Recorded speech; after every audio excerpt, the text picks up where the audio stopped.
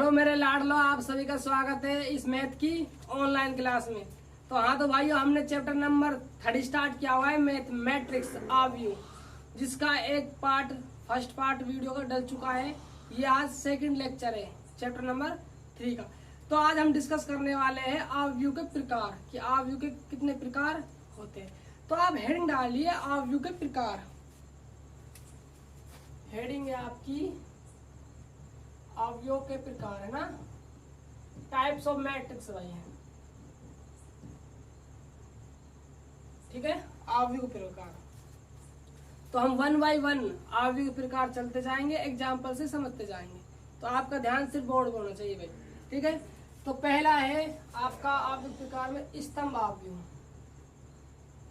स्तंभ अवयव, column matrix, है ना, स्तंभ अवयव। हेडिंग डालिए आप सबसे पहले स्तंभ अवयव। समझो भाई पहले स्तंभ अवयव होता क्या है। देखो, स्तंभ अवयव वह अवयव स्तंभ अवयव कहलाएगा जिसमें क्या हो, सिर्फ एक स्तंभ हो। स्तंभ मतलब क्या हो, एक कॉलम हो। दोबारा सुनो परिभाषा, वह अवयव स्तंभ अवयव कहलाएगा जिसमें केवल एक स्तंभ हो या एक कॉलम हो। परिभाषा लिखता हूं, उसके बाद एग्जाम्पल समझाता हूं, ठीक है। जैसे देखो, वह अवयव स्तंभ अवयव कहलाएगा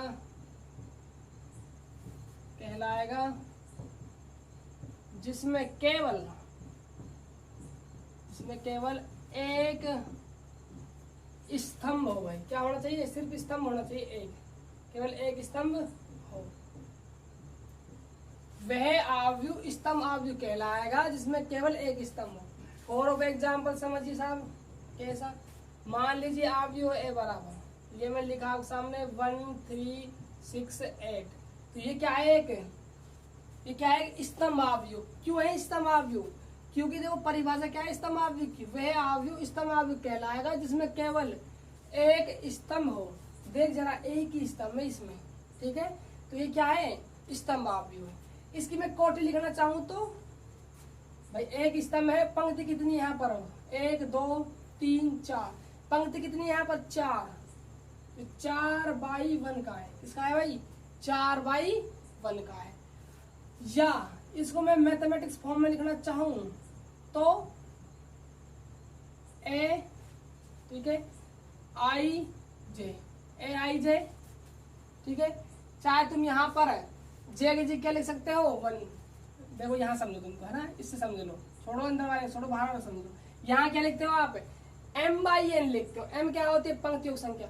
तो भैया पंक्तियों की संख्या चेंज हो सकती है, अरे हो सकती है पंक्तियों की संख्या, लेकिन जो n है, n क्या है, स्तंभों की संख्या, वो क्या होने वाली, फिक्स होने वाली है। यानी कि जो n मिलने वाला है वो हमेशा आपको एक मिलेगा, किसमें, स्तंभ अवयव में। अरे स्तंभ अवयव में जो आपका n है वो एक ही तो रहने वाला है, स्तंभों की संख्या।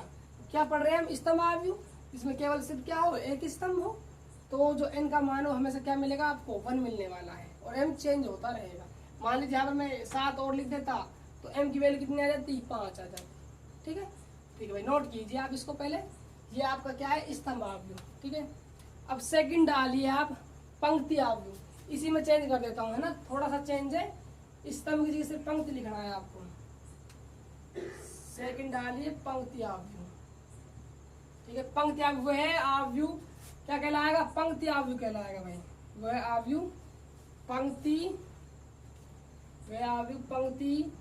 अवयव कहलाएगा जिसमें केवल एक पंक्ति हो। क्या हो भाई, सिर्फ एक पंक्ति हो। ये क्या बन जाएगी भाई, आपकी पंक्ति अवयव की परिभाषा। यानी कि वह अवयव पंक्ति अवयव कहलाएगा जिसमें केवल एक पंक्ति हो। एग्जाम्पल समझिए साहब, मान लीजिए ए बराबर, एक पंक्ति दर्शानी है, 3√3 4 5। ये आपके सामने एक मैट्रिक्स लिखी हुई है। तो ये कौन सी मैट्रिक्स है, एक पंक्ति अवयव, क्योंकि इसमें क्या है, सिर्फ एक पंक्ति है, ठीक है। इसी कोटि लिखना चाहो तो एक पंक्ति है तो 1, तो m का मान 1 हो गया। n कितने हैं, 1 2 3 4, तो 1/4 की। इसकी मैट्रिक्स है 1/4 की। मैथमेटिक्स फॉर्म में लिखना चाहे तो a बराबर ai j, m बताओ चेंज होगा या नहीं होगा? m तो फिक्स हो गया ना भाई, 1 रहेगा हमेशा 1, ठीक है। और जो आपका n है वो चेंज होता रहेगा, तो 1/n कोटि हो जाएगा। एग्जाम्पल लिखिए आप पंक्ति आव्यूह का, ठीक है। अब देखो अगला, लिख लिया होगा, ठीक है। आगे चलो, तीसरा देखिए प्रकार में वर्ग आव्यूह। ये इंपॉर्टेंट है भाई, थोड़ा ध्यान से समझना इसको, है ना, वर्ग आव्यूह को, क्योंकि इसी के आधार पर विकर्ण आव्यूह पढ़ेंगे, इसके बाद हम और आदिश आव्यूह पढ़ने वाले, तो इसी के ऊपर टिके हुए भाई दोनों, तो इसको जरा ध्यान से समझना है ना, विकर्ण वर्ग आव्यूह को पहले, है ना, उसके बाद विकर्ण देखेंगे, आदिश आव्यूह देखने वाले हैं, ठीक है। देखो विकर्ण आव्यूह क्या होता है। विकर्ण आव्यूह वह आव्यूह विकर्ण आव्यूह कहलाएगा जिसमें पंक्तियों की संख्या और स्तंभों की संख्या क्या हो जाए, आपस में बराबर हो जाए, वो क्या कहलाता है, वर्ग आव्यूह कहलाता है। अभी समझ नहीं आया होगा, दोबारा और समझाता हूँ, पहले मैं लिखता हूँ, है ना। देखो भाई, वह आव्यूह वर्ग आव्यूह कहलाएगा जिसमें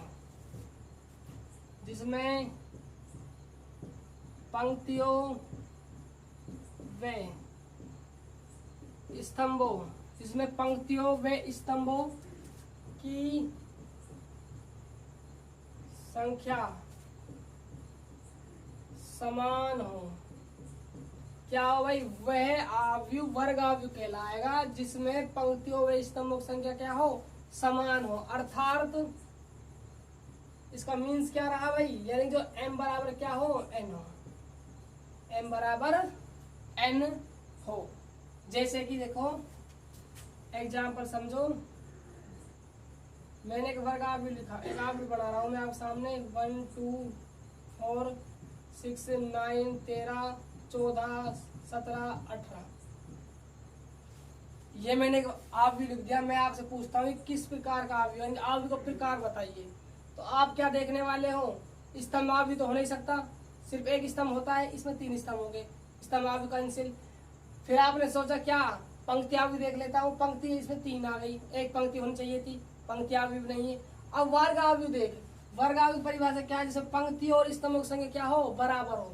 तो एक पंक्ति भी 3 है और स्तंभ भी क्या है, 3 है, तो ये कौन सा आव्यूह है, वर्ग आव्यूह है। कोट लिखना चाहो तो 3/3, अर्थात यहाँ क्या है भाई, m बराबर n, कितना है, 3 बराबर 3। बात क्लियर हुई, इसलिए क्या है, ये वर्ग आव्यूह है। मैथमेटिक्स में लिखना चाहो तो a बराबर aij, ठीक है। अब देखो यहाँ तो m/n आने वाला है भाई, जितना m आने वाला है, या ऐसे कह सकते हो आप, चूंकि यहाँ m बराबर n आएगा, ये भी लिख सकते हो, चाहे आप यहाँ पर m कर दो, n कर दो, बात एक ही होने वाली है, ठीक है। ये 3/3 का हो गया, ठीक है। नोट कीजिए, वर्ग आव्यूह आपका हो गया कंप्लीट। कंडीशन क्या है इसमें, पंक्ति और स्तंभ की संख्या समान होनी चाहिए। अगला देखिए, अब आप कर लिया होगा, ठीक है भाई, अगला देखो, चौथा है अब आपका, अब डालिए आप विकर्ण आव्यूह। विकर्ण आव्यूह, विकर्ण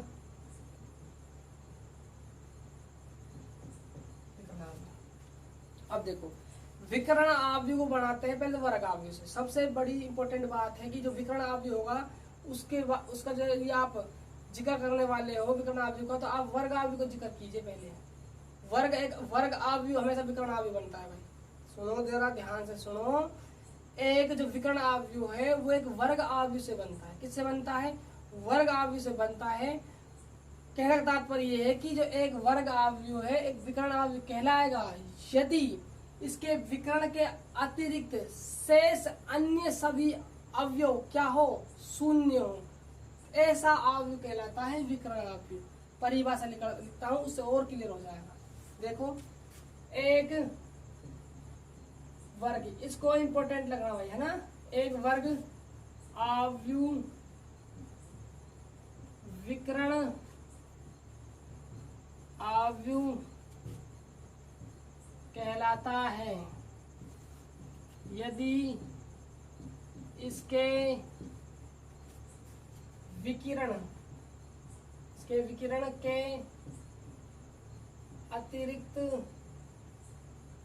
के अतिरिक्त अन्य सभी अवयव शून्य हो। यानी कि कहने का मतलब क्या है, सबसे पहले तो आपको एक वर्ग अवयव लेना है और वर्ग अवयव क्या बनाना है, विकर्ण अवयव बनाना है। तो उसकी कंडीशन है उसके लिए जो विकर्ण अवयव जो अवयव है, विकर्ण वाले अवयव है, देखो एक वर्ग अवयव विकर्ण अवयव कहलाएगा यदि इसके विकर्ण के अतिरिक्त, किसके अतिरिक्त, विकर्ण के अतिरिक्त सभी अन्य जो अवयव बचे हुए मैट्रिक्स के अंदर वो क्या होना चाहिए, शून्य होना चाहिए। एग्जाम्पल समझो, पहली बात हमें कैसा अवयव लेना है, वर्ग अवयव लेना है, ले लिया साहब वर्ग अवयव, ठीक है, ले लिया वर्ग अवयव ले लिया, ठीक है। वर्ग अवयव कंडीशन क्या है, पंक्ति और स्तंभों की संख्या समान होनी चाहिए। मान लीजिए मैंने 1 3, हाँ कैसे लेना है, एक वर्ग अवयव लेना है। मान लीजिए मैं 3/3 को बनाने की कोशिश कर रहा हूँ, समझो दोबारा से, है ना। वर्ग अवयव ले लिया मैंने, अब मुझे विकर्ण अवयव बनाना है। तो कंडीशन क्या है विकर्ण अवयव की, विकर्ण के अतिरिक्त अन्य सभी अवयव क्या कर देना है, आपको शून्य कर देने।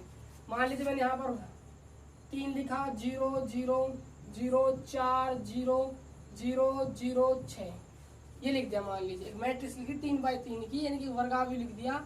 इसको मैंने विकर्ण अवयव बनाया। विकर्ण अवयव बनाने के लिए क्या करोगे, विकर्ण खींच दिया, विकर्ण बन गया। विकर्ण के अतिरिक्त सभी अवयव क्या होना चाहिए, शून्य होने चाहिए। देखो सभी अवयव क्या है, शून्य। ऐसा हुआ किसी मैट्रिक्स के अंदर तो वो कहलाएगा विकर्ण अवयव। बात समझ आई विकर्ण अवयव की, नोट कीजिए विकर्ण अवयव, है ना, ठीक है। अगर आगे चलते हैं, ये 14 हो गया भाई अवयव प्रकार में ना, विकर्ण अवयव कर लिया होगा। आगे देखो, स्तंभ अवयव पढ़ लिया, पंक्ति अवयव पढ़ लिया, वर्ग अवयव पढ़ लिया, विकर्ण अवयव पढ़ लिया। अब डालो अगली हेडिंग, अदिश अवयव। अदिश 5वां है आपका, अदिश अवयव। अब अदिश अवयव के लिए आपको जिक्र करना होगा विकर्ण अवयव का। भाई सुनो जरा ध्यान से, हमने वर्ग अवयव तो था जिसमें पंक्ति और स्तंभ की संख्या समान हो। फिर हमने पढ़ा क्या, विकर्ण अवयव। विकर्ण अवयव क्या था, विकर्ण का अतिरिक्त अन्य सभी अवयव क्या होना चाहिए, शून्य होना चाहिए, वो तो विकर्ण अवयव था। अब हम पढ़ रहे हैं अदिश अवयव। अदिश अवयव क्या है, एक विकर्ण अवयव अदिश अवयव कहलाएगा यदि, सुनो जरा ध्यान से, एक विकर्ण अवयव अदिश अवयव कहलाएगा यदि जो विकर्ण के सभी अवयव क्या होना चाहिए, समान हो, और शेष सभी अवयव क्या हो, शून्य हो, तो ऐसा अवयव कहलाता है अदिश अवयव। दोबारा मैं लिखता हूँ फिर समझाता हूँ। देखो, एक विकर्ण अवयव अदिश अवयव कहलाता है यदि इसके विकिरण के सभी अवयव समान तथा शेष अवयव शून्य हो। ठीक है भाई, ये कंडीशन है किसकी, अदिश अवयव। क्या कंडीशन है, एक विकर्ण अवयव अदिश अवयव कहलाता है यदि इसके विकर्ण के सभी अवयव समान होने चाहिए और तथा शेष अवयव क्या होना चाहिए, शून्य होने चाहिए। लेकिन विकर्ण अवयव में क्या पढ़ा था आपने कि विकर्ण के अवयव होने चाहिए, शून्य नहीं होना चाहिए। विकर्ण के अवयव का अतिरिक्त अन्य सभी अवयव शून्य होने चाहिए। यानी कि जो विकर्ण अवयव था उसमें जो विकर्ण के अवयव थे वो समान हो भी सकते थे और समान नहीं भी हो सकते थे। लेकिन अदिश अवयव में क्या है, विकर्ण के सभी अवयव समान होने चाहिए और बाकी के अवयव शून्य होने चाहिए। ये डिफरेंस है किसमें, विकर्ण अवयव में और अदिश अवयव में। डिफरेंस समझ आ गया होगा। तो मैं एग्जाम्पल लिखता हूँ इसका, देखो जरा एग्जाम्पल। मैंने एक मैट्रिक्स बनाई, विकर्ण अवयव देखना है तो वर्ग अवयव बनाना होगा, सीधी सी बात है। 2/2 का बना लेते हैं, चलो 3/3 का ले लो, चलो 3/3 का लेता है, 3/3 का ले लो ना। तो देखो इसमें करना है आपको विकर्ण के सभी अवयव समान करने हैं और बाकी के शून्य करने हैं। तो मान लीजिए मैंने इसको √3 लिख दिया, ये 0 0 0 √3 0 0 0 √3, ये क्या बन जाएगा, एक अदिश अवयव बन जाएगा, क्योंकि जो विकर्ण के अवयव सभी समान हो गए और बाकी के शेष हो गए। तो यहाँ से नोट पॉइंट और निकल के आता है। अब तक आपको दिमाग में नोट पॉइंट आ जाना चाहिए भाई, है ना। नोट पॉइंट क्या है, एक तो मैंने आपको पढ़ाया विकर्णावयव और एक क्या पढ़ाया अभी, अदिश अवयव पढ़ाया। तो विकर्ण अवयव तो वो अवयव था जिसमें विकर्ण के अवयव का अतिरिक्त सभी अवयव शून्य हो, वो तो था विकर्ण अवयव। अदिश अवयव क्या है, विकर्ण के सभी अवयव समान है बाकी के शून्य हो। तो मैं ये भी तो कह सकता हूँ जो विकर्ण अवयव है वो अदिश अवयव तो हो सकता है, लेकिन अदिश अवयव विकर्ण अवयव हो ये जरूरी नहीं है। बात सही है ना। लिख दो इस बात को, लिखो विकर्ण अवयव एक अदिश अवयव हो सकता है,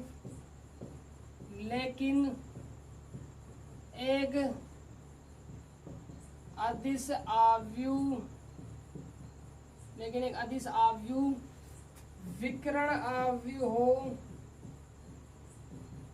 अवयव हो यह आवश्यक नहीं है। ये क्या नहीं भाई, आवश्यक नहीं है। यानी जो आपका विकर्ण अवयव है वो तो अदिश अवयव हो सकता है, लेकिन जो अदिश अवयव विकर्ण अवयव हो यह आवश्यक नहीं है। नोट कीजिए भैया आप अदिश अवयव। अगला देखिए, तो 5 प्रकार हो गए ना अवयव प्रकार में। छठा प्रकार देखिए, रब कर देता हूं इसको, देखो भैया आगे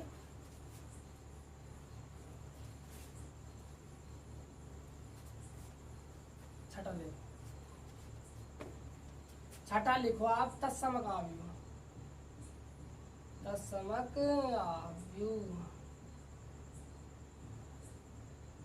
इसको भाई एक नाम से जाना जाता है, इकाई अवयव। एक नाम और लिख लो उसको, शुभ दूसरा नाम और शुभ नाम इकाई अवयव। ठीक है, तत्समक अवयव हेडिंग डालिए। एक और नाम है इसका ही, उपनाम इकाई अवयव। अब समझो इकाई अवयव क्या है। इकाई अवयव वह अवयव है जिसके विकर्ण के सभी अवयव एक हो। बात क्लियर हो गई, एक लाइन बात क्लियर हुई, दोबारा समझो। तत्समक अवयव कह दीजिए या आप इकाई अवयव कह दीजिए। एक अवयव इकाई अवयव होगा या तत्समक अवयव होगा यदि उसके विकर्ण के सभी अवयव एक एक एक हो गए, सिर्फ एक होने चाहिए, एक के अलावा दो भी नहीं होना चाहिए भाई। विकर्ण का अवयव सभी एक होने जरूरी है, किसके लिए, तत्समक अवयव के लिए। देखो इस बात को, एक अवयव तत्समक अवयव कहलाएगा यदि इसके विकर्ण के सभी अवयव शून्य हो। सही, शून्य नहीं, एक हो और बाकी क्या होने चाहिए, शून्य होने चाहिए ना। ये लिखने की आवश्यकता नहीं है। और बाकी क्या होंगे भाई, शून्य होंगे। चाहे आप ऐसे लिख दो, एक अदिश अवयव तत्समक अवयव कहलाएगा, है ना, यदि इसके विकर्ण के सभी अवयव क्या हो, एक हो। विकर्ण एक होना चाहिए और बाकी के शून्य होना चाहिए। और बात है भाई बाकी क्या होना चाहिए, शून्य होने जरूरी है। एग्जाम्पल समझिए जरा, ये क्या हो जाएगा, इसका एग्जाम्पल हो जाएगा जैसे 1 0 0 0 1 0 0 0 1। ये क्या हो गया, एक है तत्समक अवयव हो गया, क्योंकि यहाँ जो विकर्ण के सभी अवयव क्या है, एक। ठीक है, नोट कीजिए। लास्ट और बचा है इसका शून्य अवयव, उसको डिस्कस कर लेते हैं ना। कर लिया होगा, आगे देखो भाई। शून्य अवयव सातवां है आपका शून्य अवयव।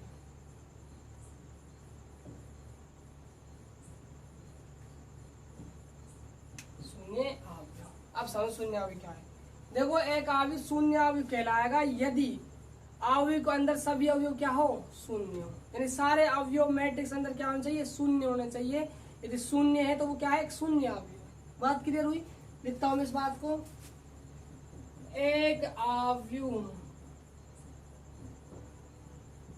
शून्य अवयव कहलाएगा यदि अवयव के सभी अवयव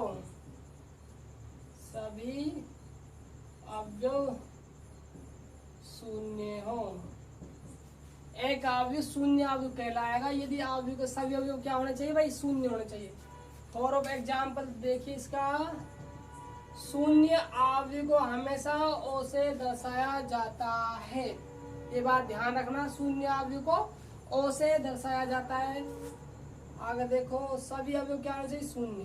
तो 3/3 का ले लेते हैं और सभी अवयव क्या दर्शाते हैं, शून्य। ये क्या है, 3/3 का शून्य अवयव है। तो ये जो आपके अवयव के हमारे 7 प्रकार थे वो कंप्लीट हुए। पहला प्रकार क्या था, स्तंभ अवयव, दूसरा पंक्ति अवयव, तीसरा वर्ग अवयव, चौथा विकर्ण अवयव, पांचवा अदिश अवयव, छठा तत्समक अवयव, सातवां शून्य अवयव। ठीक है, अब आप एक हेडिंग और डाले, एक छोटी सी हेडिंग है उसको और लिख लेते हैं। उसके बाद मैं आपको 3.1 के एग्जाम्पल और 3.1 को सोल्व करने वाले हैं। ठीक है, तो उसको और समझ लीजिए एक बार आप। रब कर देता हूं इसको। आपके अवयव प्रकार तो कंप्लीट हो गया है ना। एक छोटी सी हेडिंग और है, इसको और कवर कर लो। अवयव की समानता, क्या है हेडिंग नाम क्या है भाई, अवयव की समानता। ठीक है, अब देखो, दो अवयव दी जाएंगे आपको बराबर में। कैसे, बराबर में। ठीक है, उनसे आप क्या करवाई जाएगी, समानता करवाई जाएगी। यानी कि आपको दो अवयव दिए जाएंगे, कहीं से मान x का मान पूछ ले जाएगा, कभी आपसे y का मान पूछ ले जाएगा। तो कैसे सोल्व किया जाता है ना, तो उसके लिए कुछ छोटे छोटे पॉइंट है वो जरूरी है, आपको दिमाग में सेट हो जाना चाहिए पहले, है ना। स्टार लगाना पॉइंट। पहला पॉइंट क्या है कि जो बराबर में दोनों अवयव रखे हुए होंगे उनकी कोटियां क्या होनी चाहिए भाई, समान होनी चाहिए। कोटि क्या होनी चाहिए भाई, कोटि समान हो। पहली बात तो क्या है, कोटि समान हो। जैसे ही कोटि समान होती है तब उनके संगत अवयव बराबर कर दिए जाएंगे। क्या कर दिए जाएंगे, संगत अवयव बराबर। अभी समझ नहीं आया होगा, मैं एग्जाम्पल समझाता हूँ। देखो, मैंने एक एग्जाम्पल लिखा, x 4 5 6, ये लिखा। यहाँ z लिख लो, 3 4 8 5। ये मैंने आपको दो अवयव लिखे। ये दोनों अवयव क्या है, समानता देखनी है। अवयव क्या देखनी है, हमें समानता देखनी है। तो अवयव समानता देखनी है तो पहला काम क्या है, आप दोनों अवयव कोटि देखिए भाई। पहला अवयव रहा, दूसरा अवयव रहा, कोटि देखनी है m/n। तो इसकी कितनी है, 2/2 की है, 2/2 की। और इसकी क्या है भाई, 2/2 की। जब इनकी कोटियां समान हो जाती है ना, जब इनके संगत अवयव क्या कर दिए जाते हैं, बराबर कर दिए जाते हैं। संगत अवयव बराबर करने का मतलब क्या है, ये क्या है आपका 11 है और ये भी क्या है आपका 11 है। तो 11 11 के बराबर हो जाएगा, यानी कि x बराबर हो जाएगा 3 के। बात क्लियर हुई। और 4 देखो 4 के बराबर है, 5 5 के बराबर है। z का मान निकालना है तो z किसके बराबर हो जाएगा, 8 के बराबर। ऐसे बराबर किए जाते हैं दो अवयव। पहले उनकी कोटि देखी जाती है, यदि कोटि बराबर है तो उस संगत अवयव को बराबर कर दिया जाता है। वहां से x y z ABCD जो भी पूछेगा उसका मान निकाल लेते हैं भाई। ठीक है दोस्तों, इस वीडियो में हमने अवयव के प्रकार कंप्लीट कर लिए हैं और अवयव की समानता देख ली है। अगली वीडियो में हम आपको पढ़ाने वाले हैं कुछ एग्जाम्पल्स बुक के 3.1 के और कुछ क्वेश्चन 3.1 के। यानी करवाने तो सारे हैं, जितने भी कवर हो जाएंगे कल उतने कवर कर देंगे। ठीक है, तो ये वीडियो आपको कैसे लगी, यदि वीडियो आपको अच्छी लगी हो तो आप कमेंट बॉक्स में जरूर लिखिए भाई। और कुछ भी आपका डाउट रह गया हो तो कमेंट बॉक्स में जरूर शो कर दीजिए। जैसे हम अगली क्लास लेंगे उस क्लास में आपका डाउट क्लियर कर देंगे। और जितना हो सके वीडियो को प्यार दीजिए, शेयर कीजिए, लाइक कीजिए और चैनल पर नए आए हो तो चैनल को सब्सक्राइब कीजिए भाई। ठीक है, बाय बाय, मिलते हैं नेक्स्ट वीडियो में, टेक केयर।